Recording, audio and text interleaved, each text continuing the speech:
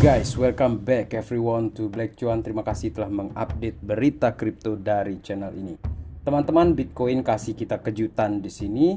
Sejak kemarin Bitcoin akhirnya terjadi penembusan di level 60.000. Kemudian altcoins itu juga tidak mau ketinggalan. Mereka ini terjadi recovery dan senang sekali kita melihat hijau-hijau di market sekarang ini, teman-teman. Dan kali ini kita akan bicara juga mengenai beberapa rangkuman yang ingin saya sampaikan, yang nuansanya ini sangat positif ke depan ini, teman-teman. Tapi harap diingat, this is not financial advice. Tetap kalian melakukan riset kalian secara mandiri sebelum menentukan untuk beli ataupun menjual aset kripto kalian. Baik teman-teman, untuk Bitcoin di sini ada chart yang menarik ya, mengenai true hash rate drawdown-nya si Bitcoin di sini. Untuk para miners ini bisa kita lihat, teman-teman, yang warna pink ini merupakan pertanda kapitulasi dari para miners di sini. Jadi produksi miners itu, maksudnya produksi Bitcoin itu ternyata harganya tuh lebih tinggi daripada harga si Bitcoin ini. Akan tetapi, teman-teman, dalam short terms ini memang pertanda yang jelek sekali. Akan tetapi juga dalam hal ini menimbang apa yang terjadi sebelum-sebelumnya di bear market sebelumnya, pertanda akhir bear market itu adalah terjadi kapitulasi, dan kita ini sedang berada di bull market. Akan tetapi para miners ini malah terjadi kapitulasi seperti ini karena dia memang tertekan. Harga Bitcoin ini di range 60-an bahkan ke 50-an ini sudah 180 hari, teman-teman, baik kita sadari atau tidak. Dan teman-teman, pertanda dengan penurunan seperti ini dari 16K itu mirip dengan apa yang terjadi sekarang ini. Setelahnya terjadi bull, teman-teman, dari 16.000 menuju ke 73.000. Dan sekarang ini dengan hash rate yang sama, kemana dia akan terjadi kenaikan setelah ini? Saya memang menyadari banyak yang sudah menyatakan ini sudah bear market ataupun pertanda akan semakin dalam harga Bitcoin ini. Tetapi coba kalian perhatikan, ini merupakan exchange reserve untuk semua exchange, dan yang kita perlu perhatikan di sini adalah stable coinnya. Ada BUSD, USDC, USDT, dan all stable coin ini secara grafiknya, teman-teman, dengan harga Bitcoin yang terjadi penurunan, malah terjadi kenaikan pada jumlah stable coin seperti USDT di sini yang terjadi kenaikan, yang mana ini merupakan pertanda bahwa ketika nanti terjadi cut rates ataupun posisi market ini membaik atau menghijau, itu mereka sudah siapkan memang ini untuk stable coin. Orang-orang yang mau trading nanti di sana itu bisa langsung pakai seperti itu, teman-teman, dan itu sangat menarik untuk altcoins yang akan kita perhatikan pergerakannya nanti, tidak hanya Bitcoin. Sementara itu balik lagi ke Bitcoinnya di sini mengenai USA election, teman-teman. Donald Trump ini kayaknya bakalan 2 kali berhadapan dengan calon ataupun kandidat yang perempuan ya. Kalau kemarin itu dengan Joe Biden dia kalah, tampaknya kalau sama Kamala Harris ini dia bakalan menang deh. Dan teman-teman, garis merah ini merupakan posisi ketika Bitcoin itu terjadi kenaikan, teman-teman. Dan sekarang ini apakah kita akan turun dulu sedikit ke sini baru kita terjadi kenaikan, atau kita masih akan datar-datar dulu di sini kemudian baru terjadi kenaikan? Coba kalian tulis di kolom komentar seperti apa kalian melihat pasca pemilihan Presiden Amerika Serikat 2024 ini kepada si Bitcoinnya. Kemudian teman-teman, yang menarik juga dari Donald Trump di sini bahwa dia akan melaunch ini sebuah perusahaan barunya dia yang bernama World Liberty Financial. Dan secara singkat di sini saya ingin menjelaskan kepada kalian bahwa Trump ini menyatakan di tanggal 16 nanti mereka akan launch ini, dan di sini yang perlu kita garis bawahi, we are embracing the future with crypto and leaving the slow and outdated big banks behind. Peran dari kripto akan diberdayakan oleh mereka di sini, teman-teman, dan ini sebuah sinyal yang sangat-sangat positif untuk market kripto nantinya, teman-teman. Tentu saja dalam long terms ya, dalam hal ini alias tahun depan deh, kita lihat 2025, terutama ketika BTC dominance itu turun nanti di tahun 2025 sesuai dengan ekspektasi saya. Apabila kalian ingin lihat, kan ada di video-video saya yang sebelumnya, saya katakan dengan yang time frame 12 bulan BTC dominance itu diekspektasikan akan turun. Kemudian teman-teman, ini juga berita yang menarik untuk di Amerika sendiri nanti, kenapa banyak juga yang mendukung Donald Trump dalam hal ini. bahwa ke depan ini dia akan menghapus pajak untuk orang yang bekerja overtime, teman-teman.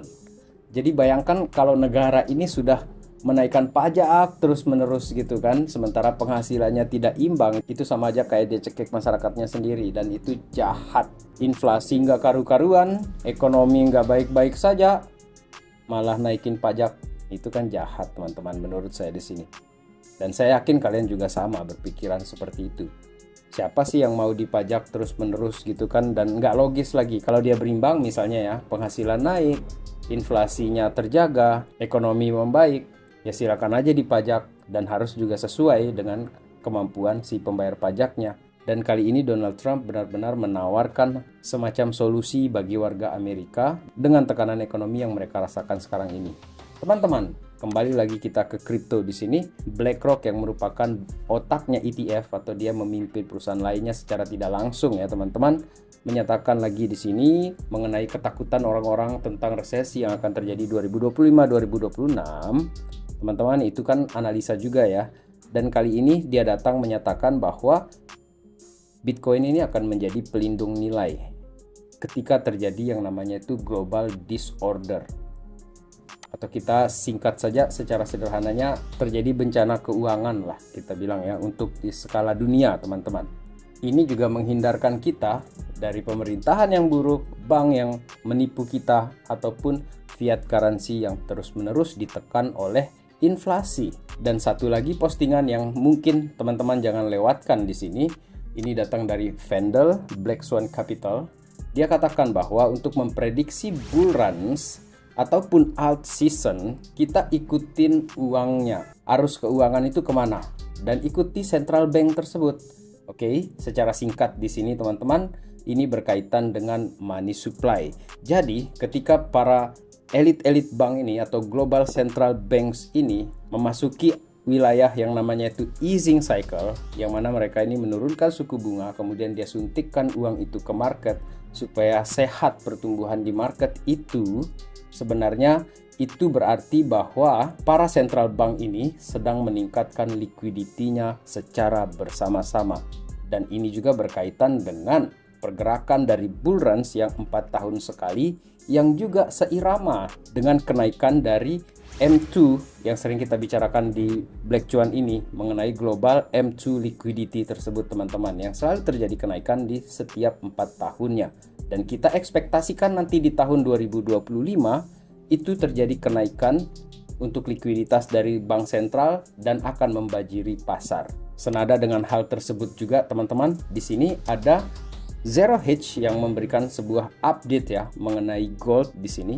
Harga gold ini terjadi kenaikan dan menyentuh ke new all time high gara-gara diekspektasikan bahwa dolar ini akan melemah, kemudian diikuti dengan pemotongan suku bunga 50 basis point. Ini pun masih prediksi, kemungkinan besar antara 25 dengan 50.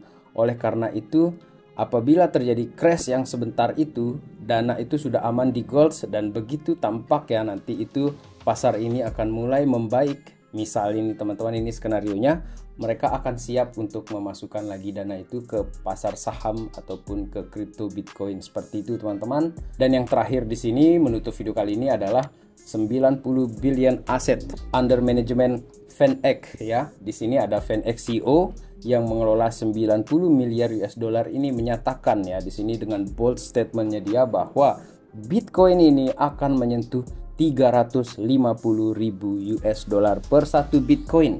Kalau saya main aman aja gini deh, kalau misalnya di tahun 2025 ini beneran ini kita dikasih bull runs ya teman-teman, gila-gilaan kenaikan harga Bitcoin nanti itu, misalnya ini saya pangkas setengah deh dari 350 ini teman-teman. Itu udah harga puncak menurut saya, dan itu harga yang cukup normal menurut saya untuk pergerakan harga Bitcoin di bull run sekali ini. Bahwa kedepannya akan menjadi 1 juta dolar per satu Bitcoin, itu pun dalam jangka panjang, dan semoga kita bisa melihat ya benar-benar harga Bitcoin itu ke 1 juta dolar ke depannya. Tapi untuk sementara ini kita coba lihat dalam jangka 1 tahun ke depan ini saja, semoga dia bisa menyentuh ke 175.000 dolar deh. Seperti itu teman-teman ya, bayangan kita di sini ataupun ekspektasi kita. Dan sekian teman-teman update video kali ini, kita akan ketemu lagi di update yang berikutnya. Terima kasih telah menonton. In the meantime, let's enjoy the ride guys. Salam Black Cuan. Peace, my friend.